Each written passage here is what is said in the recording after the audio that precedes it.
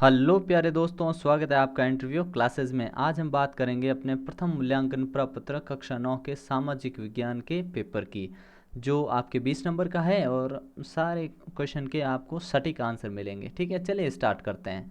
First question है अपना, France की क्रांति की शुरुआत कब हुई थी? तो फ्रांस की क्रांति की शुरुआत हुई थी, ऑप्शन करेक्ट हो जाएगा 1790 में। ठीक है, फिर है फ्रांस की राजधानी क्या है?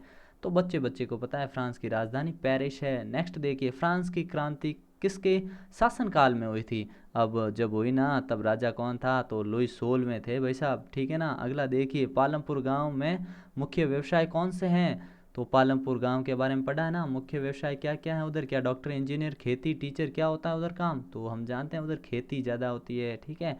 पालमपुर गांव में कितने परिवार रहते हैं? अब अगर आपने चैप्टर पढ़ा तो ये आपको मालूम होगा। तो उधर परिवार हैं लगभग 450।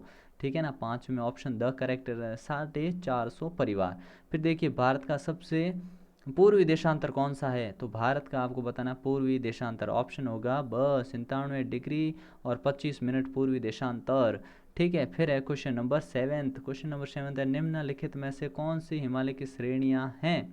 तो श्रेणियाँ कौन सी हैं वो बतानी है आपको। तो ऑप्शन करेक्ट हो जाएगा ये भी है, ये भी है, सारी है, उपरोक्त सभी। द यहाँ फिल करना है आपको, भर देना है। हिमालय की सबसे सतत एवं सर्वाधिक ऊंचाई वाली श्रृंखला कौन सी है?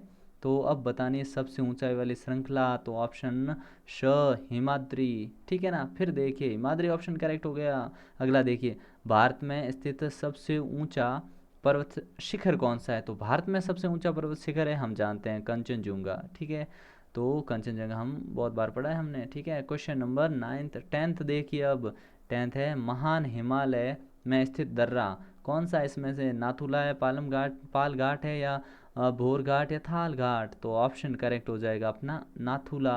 ठीक है। फिर देखिए, उत्तरी मैदान के निर्माण में किस नदी का योगदान नहीं है? कौन सी नदी है जो उत्तरी मैदान को नहीं बनाती हैं? तो ऑप्शन करेक्ट हो जाएगा ये गोदावरी, उधर नहीं है भाई, बाकी ये तीनों हैं। ठीक है। फिर देखिए, ब्रह्मपुत्र नदी में स्थित एक नदी द्वीप है, कौन सा नदी द्वीप है जो ब्रह्मपुत्र नदी पर है? तो ऑप्शन बी, माजुली द्वीप। नेक्स्ट देखिए, भारत का सबसे उत्तरी अक्षांश कौन सा है?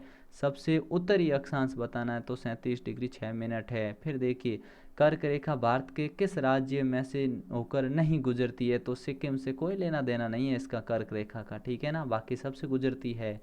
ठीक है। फिर देखिए, निम्न में से कौन सा भारत का एक केंद्र शासित प्रदेश है? बच्चे बच्चे को पता है, जम्मू एंड कश्मीर। ठीक है। फिर देखिए, 16वां है, भारत में केंद्र शासित प्रदेशों की संख्या कितनी है? भाई यहाँ संख्या भूल गए हो तो याद कर ले, ऑप्शन सी 8। ठीक है ना, 8 है केंद्र शासित प्रदेश। फिर देखिए, पहले कितने होते थे, लेकिन अब 8 है, याद रखना। ठीक है। 17वां देखिए, अरब सागर में स्थित एक द्वीप समूह का नाम बताइए जो कि अरब सागर में है। तो हम जानते हैं वो लक्षद्वीप है साहब। ठीक है। कुमायूं हिमालय की किन दो नदियों के बीच में है? काफ़ी डीप सवाल पूछ लिया, समझ सकते हैं आप। तो ऑप्शन क्या है? सतलुज और काली नदी, इन दोनों के बीच में क्या है? कुमायूं हिमालय। ठीक है, इन दो नदियों के बीच में स्थित है। फिर देखिए, दून किसे कहते हैं? अब दून किसे कहते हैं? तो दून कहते हैं अपने निम्न हिमालय और शिवालिक के बीच की घाटी को कहते हैं। ऑप्शन ए करेक्ट, ज़्यादा पढ़ना ही नहीं पड़ा, ऑप्शन शाम नहीं पड़ा, ऑप्शन ए। फिर देखिए, 20वां है क्वेश्चन और अंतिम क्वेश्चन है अपने इस टॉपिक का।